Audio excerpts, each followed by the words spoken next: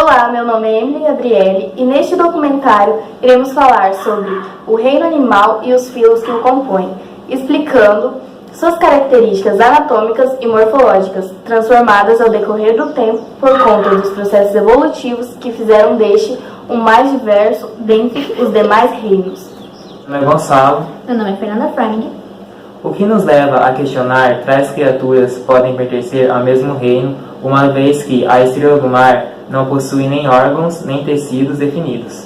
E sequer pode se locomover por conta própria, ao contrário do cavalo, que dispõe de todas as características citadas anteriormente. Ainda são seres terrestres.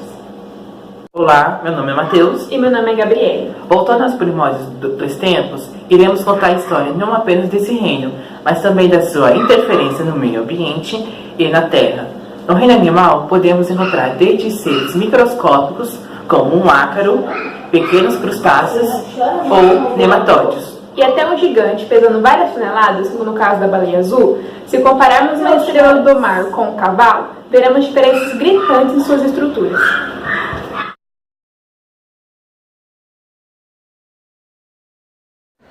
O oceano é o lugar ideal para começarmos a nossa jornada. Eucariontes, sésseis ou móveis. Esses animais fazem parte do cenário marinho. Os corais e suas cores, as esponjas e suas formas. Eles, assim como muitos outros, fazem parte desses grupos. As células dos poríferos não formam tecidos. Seus corpos são cobertos por poros. Há a presença de uma cavidade central, o átrio, que se comunica com o exterior por uma abertura, ósculo, e células conhecidas como conócitos. As estruturas mais complexas possuem parede corporal mais espessa, sendo formada por vários canais e câmaras. A respiração é realizada por meio de difusão e sua reprodução é assexuada por brotamento ou regeneração, ou sexuada, sendo que nesta o indivíduo produz tanto os gametas masculinos quanto os femininos. Os quinidários contam com formas curiosas e cores vibrantes. Esse grupo pode ser dividido entre pólipos, animais sésseis, como as anêmonas, e medusas, animais móveis, como as águas-vivas. O corpo dessas criaturas não possui sistema respiratório, circulatório e excretor. Os quinidários utilizam da toxina presente em seus tentáculos para paralisar as suas vítimas, levando-as até a cavidade, presente no interior do corpo. Sendo digerida em seguida, essa toxina é produzida por células chamadas de quinidócitos, sendo essa uma das características que difere os quinidários dos poríferos. Assim como os poríferos, esses animais também podem se reproduzir de forma sexuada ou assexuada ou por brotamento. Contudo, na reprodução sexuada, pode ocorrer fecundação externa ou dentro da cavidade, sendo que na externa nós temos a liberação dos gametas na água, dando origem a larvas ciliadas que saem à procura de um lugar para se fixarem. No caso das medusas, há alternância de gerações, onde os pólipos se reproduzem assexuadamente, originando as medusas, que se reproduzem de forma sexuada, dando origem a pólipos e assim por diante.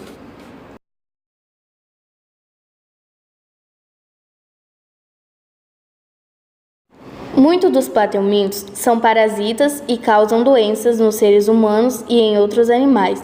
De corpo achatado, esses seres podem habitar a terra úmida, a água doce ou o ambiente marinho. Seus principais representantes são as lombrigas, tênias, planárias e o esquistossomos.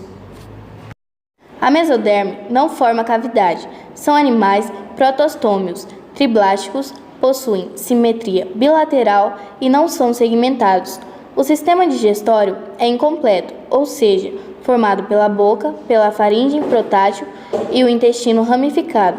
Não possuem sistemas circulatório, esquelético e a respiração é cutânea.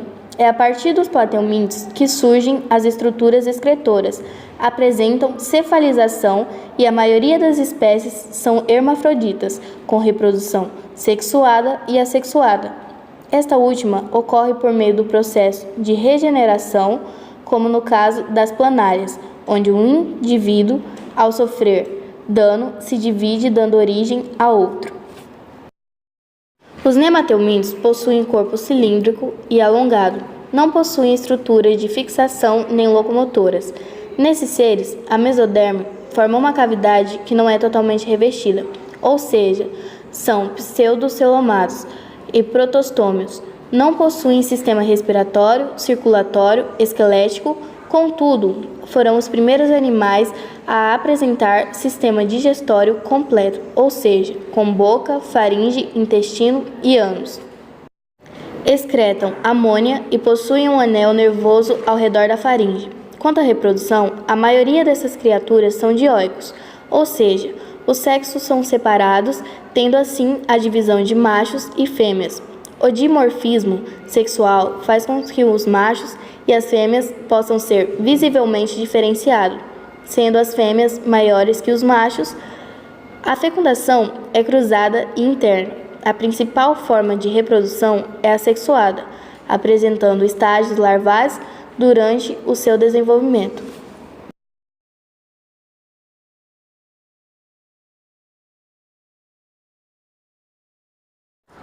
Anelídeos são criaturas fascinantes. Seus corpos são alongados, mas diferente dos nematelmintos. Ele é dividido por segmentos que são conhecidos como metâmero.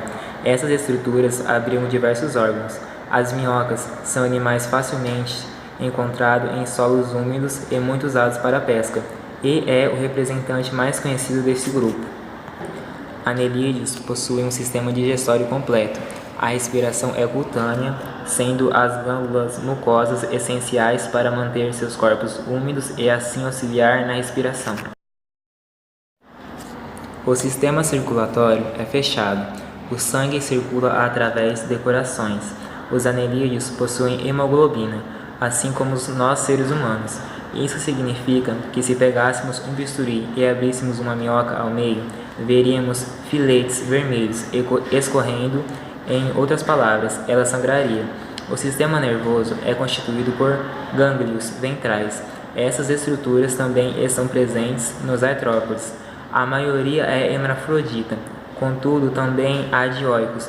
Na extremidade do corpo se localiza o clitelo, estrutura usada para a reprodução cruzada. As minhocas também podem se reproduzir por autofecundação.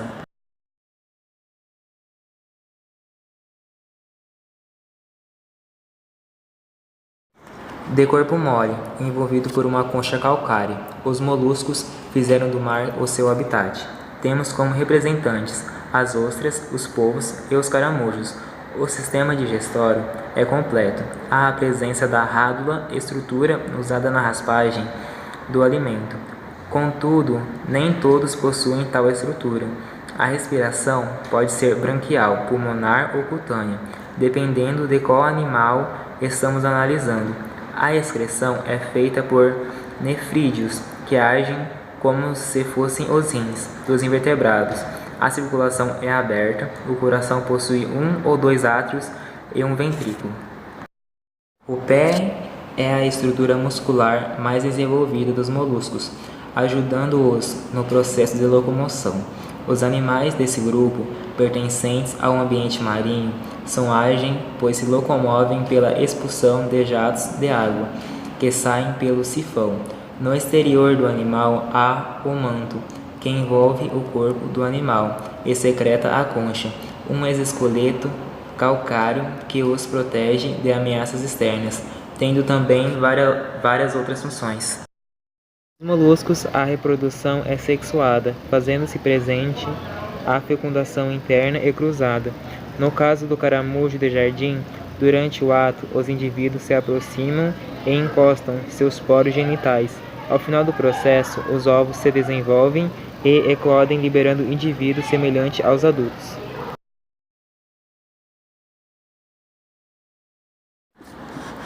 Diferente de outros invertebrados, os artrópodes possuem patas articuladas, estrutura muito úteis para a locomoção, embora nem todos compartilhem o gosto por permanecer presos ao solo. Outra característica marcante desse grupo é o exoesqueleto, formado por quitina. O exoesqueleto é resistente o suficiente para salvá-los da sola de um sapato. como acontece com os besouros. Contudo, vale lembrar que existem variações de artrópodes, e isso não vale para todos. Afinal, pisar em um besouro não é a mesma coisa do que pisar em uma borboleta ou mariposa. As antenas presentes nos artrópodes permitem que eles farejem a comida. As antenas captam substâncias químicas, além disso são úteis para a comunicação dentro das colônias. Os feromônios são percebidos pelos receptores olfativos presentes nas antenas. Esse feromônio consiste em um eficiente meio de estimulação e coordenação de quase todas as atividades feitas pelas abelhas. Outros seres, como algumas formigas, as utilizam para tatear o lugar onde estão. Ao crescer, os artrópodes passam pelo processo de muda, onde o antigo esqueleto é descartado para dar lugar a outro maior, processo parecido com a troca de pele das cobras. Acredito que já tenha visto uma crisálida, uma pulpa ou um casulo, mesmo que não pessoalmente. Na verdade, todos esses nomes se destinam a uma fase importante na vida de um dos mais deslumbrantes insetos, a borboleta. E já que estamos falando dela, não é justo não citar a Danaus plechippus, ou monarca, como é popularmente conhecida, estrela de um dos eventos mais fantásticos já proporcionados por este grupo. Sua migração, que dura aproximadamente 4 anos. Os olhos destes animais podem ser simples ou compostos. Olhos simples não são capazes de formar imagens, fazendo distinções apenas da luz e sombra. Já os olhos compostos são mais sofisticados, formados por um conjunto de omatídeos, assim como nossos olhos humanos. Também vemos a presença de córnea, retina e cristalina. A diferença é que estes animais encontrados em cada omatídeo, dando a estes animais uma visão mais ampla que a humana. É por esse motivo que temos tanta dificuldade em matar moscas. O relacionamento entre humanos e artrópodes é 8 ou 80, uma vez que esses seres podem ser nossos maiores aliados, como também nossos maiores inimigos.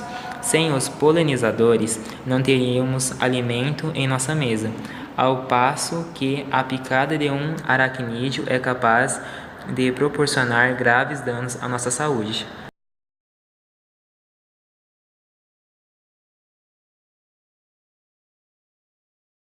Voltamos agora para o meio aquático, pois é lá onde encontraremos elas, as estrelas do mar, o representante mais conhecido desse grupo, que diferente dos poríferos e dos quinidários, pouquíssimos animais desse grupo são sésseis. O sistema desses animais são simples e eficientes. O sistema digestório contém boca, estômago, intestino e ânus. O estômago está presente apenas nos carnívoros. Os excrementos são eliminados pelo sistema ambulacrário, pelo qual a água circula no corpo dos equinodermos. A respiração é branquial e a circulação ocorre por meio do sistema ambulacrário, permitindo o transporte de substâncias e a locomoção. Aliás, esse sistema está presente em quase todas as atividades realizadas pelo organismo dos equinodermos, auxiliando até mesmo na respiração por meio da difusão. São animais dioicos, ou seja, os sexos são separados. A reprodução é sexuada e externa, ou seja, os gametas são jogados na água, onde as larvas formadas pelos zigotos nadam até se fixarem em algum lugar, dando-se assim um desenvolvimento indireto.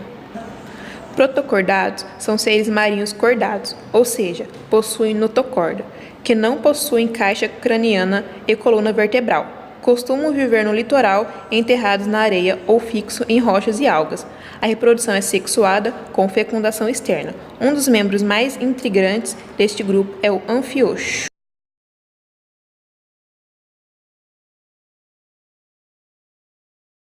Os peixes possuíram um papel indiscutível para a vida na Terra.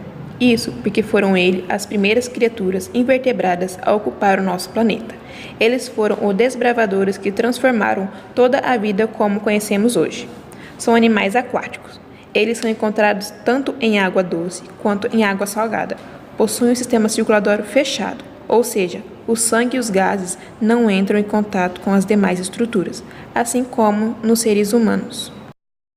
O mais interessante ao estudarmos os peixes é compararmos seu embrião com o embrião de um ser humano. Aparentemente, há muita semelhança entre os dois. Um exemplo disso é quando olhamos para a área faríngea. Pode-se observar em ambos os embriões projeções chamadas de arcos branquiais. A diferença é que no caso dos peixes, essas projeções tornam-se parte das brânquias, enquanto que nos seres humanos, essas mesmas projeções tornam-se parte da mandíbula inferior, do ouvido médio e da laringe. O que os diferencia dos demais grupos é a presença de nadadeiras, que funcionam como meio de locomoção em seu habitat. Há também, assim como em alguns répteis, a presença de escamas, mas estas, por sua vez, são diferentes das encontradas nos peixes. Nos peixes, as escamas têm capacidade regenerativa, diferente dos répteis, cujas escamas fazem parte da camada mais externa da pele, não sendo assim descartáveis. Os répteis também passam pelo processo de muda, onde esta camada dá lugar a outra. Os peixes, assim como outros membros que compõem o filochordata, são animais triblásticos, ou seja, possuem 3 camadas de células, celomados, ou seja, que possuem uma cavidade na qual estão inseridos os órgãos internos, deuterostômico, ou seja, ainda na fase embrionária. A primeira cavidade dará origem ao ânus, enquanto a segunda dará origem à boca. Esses animais também possuem simetria bilateral e metameria, apresentam notocorda durante alguma fase de sua vida como meio de sustentação, e sua reprodução é sexuada, onde o macho joga o esperma na água. Não há nenhum ritual exuberante, como acontece no caso das aves. A fêmea é fecundada ao entrar em contato com o esperma. Após isso, ela começará uma jornada para encontrar o local ideal para a desova.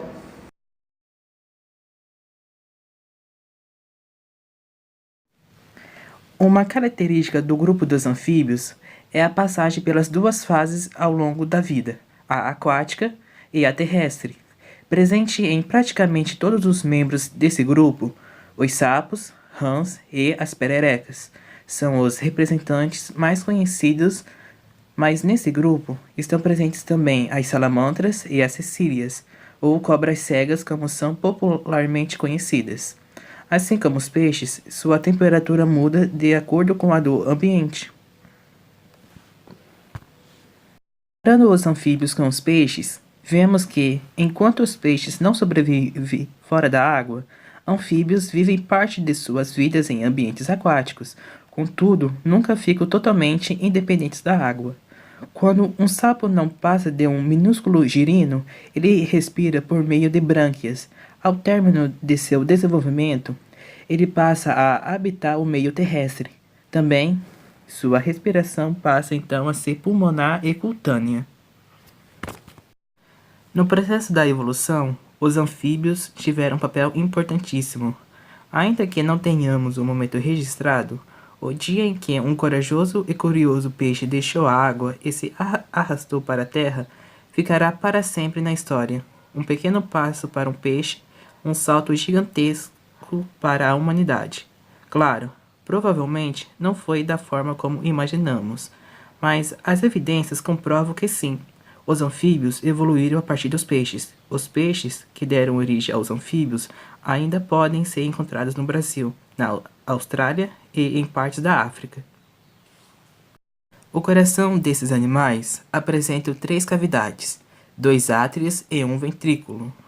A circulação é dupla, que quer dizer que o sangue passa 2 vezes pelo coração. A cada ciclo é incompleto, ou seja, o sangue arterial e o sangue venoso se misturam dentro do corpo do animal. Possui tímpano e pálpebras, que protegem os olhos.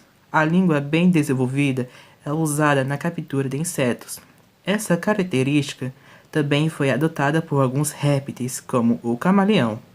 A água é obtida através da pele, e a respiração é feita através de 3 estruturas: os pulmões, a pele e a mucosa da boca e da faringe.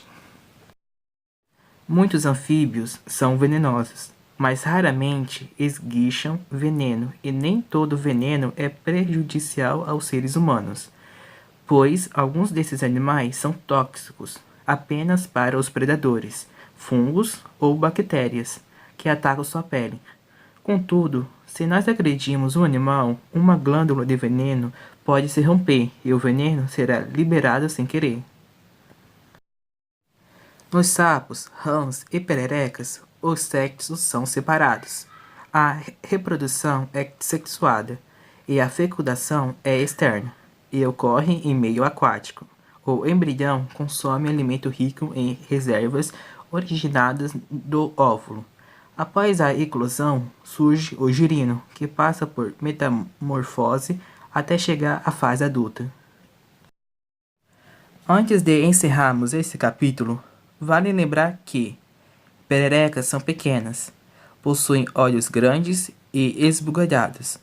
As pernas são finas e as ventosas em seus dedos, que permitem que subam em árvores e outras superfícies. Sapos possuem pele rugosa e cheia de verrugas. Possuem pernas curtas, o que acarreta em saltos desajeitados.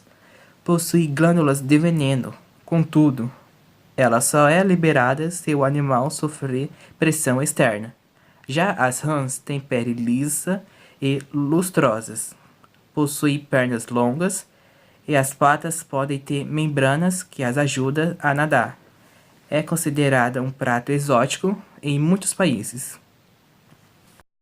Há algo que aprendemos com os répteis é que até mesmo formas de vida gigantescas se curvam diante de intensas mudanças atmosféricas.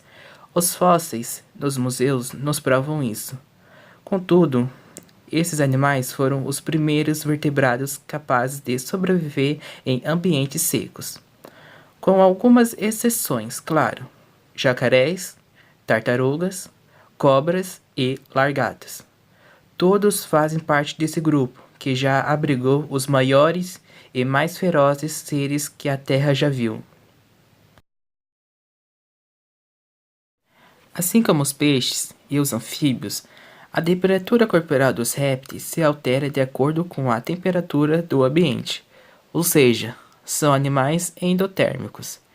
Dessa forma, os banhos de sol se tornam indispensáveis. A perda de água é evitada graças à pele grossa e às escamas queratinizadas, e a fecundação é interna, o que garante maiores chances de sucesso para a perpetuação da espécie. Junto com a fecundação interna, surgem os ovos com casca, uma casca grossa o suficiente para não ressecar e, ao mesmo tempo, porosa, para que ocorra as trocas gasosas. Tudo para acomodar e proteger o embrião. Muito diferente dos ovos gelatinosos e frágeis dos peixes e anfíbios. As aves também aderiram aos ovos com casca. Contudo, esses não costumam ser enterrados como acontece no caso dos répteis, mas sim chocados por um de seus progenitores, normalmente sendo a fêmea quem desempenha esse papel. Outro fato interessante é que o sexo do embrião é determinado pela temperatura do ambiente durante o seu desenvolvimento. Como em outros grupos, os répteis também hibernam. Para isso, esses animais se enterram nos solos ou procuram por fendas nas rochas, para permanecerem protegidos durante o inverno. O sistema digestório e circulatório são completos. O sentido da visão não é um dos maiores triunfos desses animais. Contudo, são capazes de sentir o gosto e o cheiro muitíssimo bem, sendo que grande parte é capaz de ouvir sons. O exemplar mais primitivo desse grupo pode ser encontrado na Nova Zelândia, o último remanescente medindo cerca de 60 centímetros. Ao atingir a fase adulta, a tuatara pode viver por 100 anos.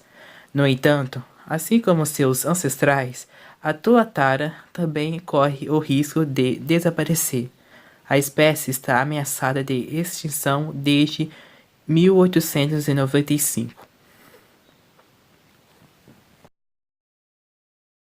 Criaturas realmente vibrantes. Isso porque chamam a atenção por sua beleza, suas cores e sua variedade. As aves são os únicos animais que possuem penas. Nenhum outro animal chegou neste nível audacioso de sofisticação e elegância. Elas surgiram da evolução dos répteis e passaram por muitas mudanças para conquistarem seu atual modo de vida. Nas aves, os ovos se desenvolvem fora do corpo da fêmea. Membros anteriores deram origem às asas. A excreção passou a ser um composto pastoso e altamente nitrogenado, para economizar água. Adquiriram capacidade de manter o calor corporal. A circulação é completa, dupla e fechada. Houve o surgimento de sacos aéreos que diminuem a densidade e dissipam o calor. Possuem também corpo aerodinâmico, propício ao voo, e aperfeiçoaram o canto e a audição. Vocês já devem ter visto alguma ave retocando as penas com o bico. Muito bem, essa ação das aves não consiste apenas em uma técnica de embelezamento, mas sim de uma técnica para impermeabilizar as penas e também para que o bico não fique quebradiço. Isso porque, próxima à base da cauda destes animais, há uma glândula chamada glândula uropigiana, que secreta uma substância oleosa, usada para impermeabilizar e dar elasticidade às penas. Com exceção da ema, todas as aves possuem a glândula.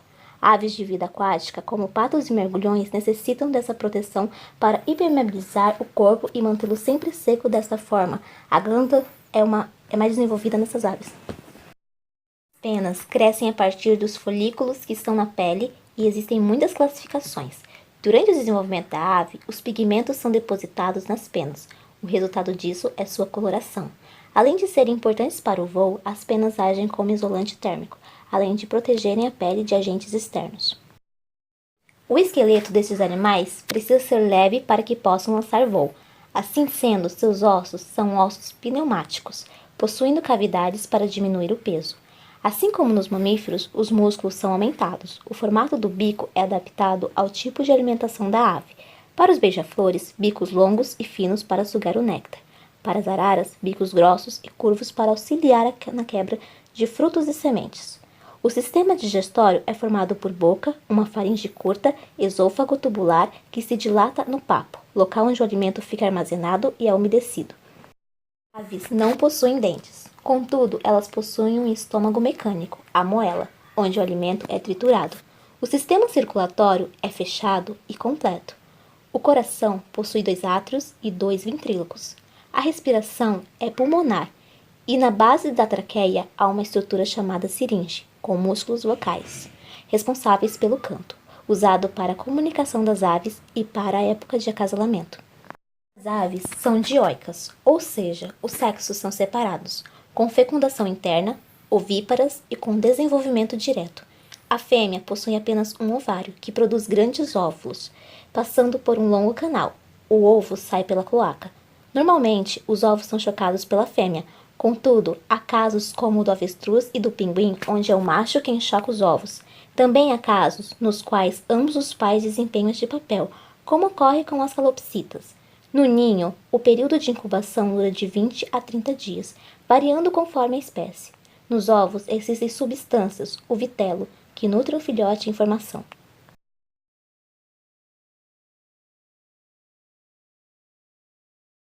Vamos falar agora do grupo de animais que atualmente dominam o planeta Terra, os mamíferos.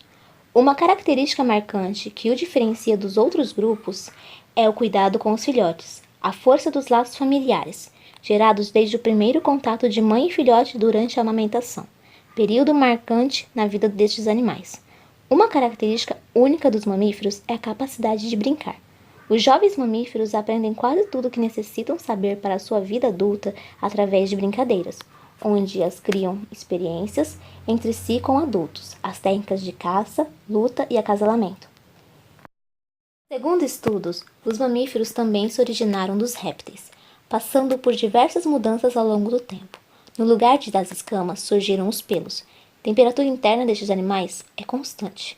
São capazes de se adaptar nos mais diferentes meios, vivendo em comunidades, sendo algumas delas complexas.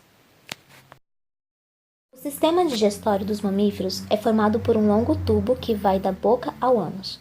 No estômago, são produzidos sucos digestivos que permitem a quebra das substâncias para que assim os organismos possam absorvê-las. O que não for usado é descartado na forma de excrementos. Em animais como o boi e a cabra, há enzimas e bactérias que fazem a digestão da celulose. Esses animais são ruminantes, o que significa que o alimento volta do estômago à boca, sendo assim mastigado diversas vezes pelo animal. A obtenção de energia depende da captação de oxigênio e do seu transporte pelo corpo, assim como os nutrientes pelo sangue. A respiração é pulmonar, sendo assim, mamíferos aquáticos, como a foca, precisam voltar à superfície para respirar, caso contrário, se afogam. Assim como o coração das aves, o coração dos mamíferos apresenta 4 cavidades.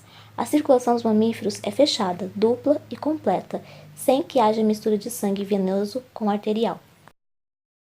A reprodução é sexuada e a fecundação é interna, ou seja, o encontro dos gametas ocorre dentro do corpo da fêmea. Esses seres, chamados vivíparos, têm filhotes que nascem após serem gerados no útero da mãe.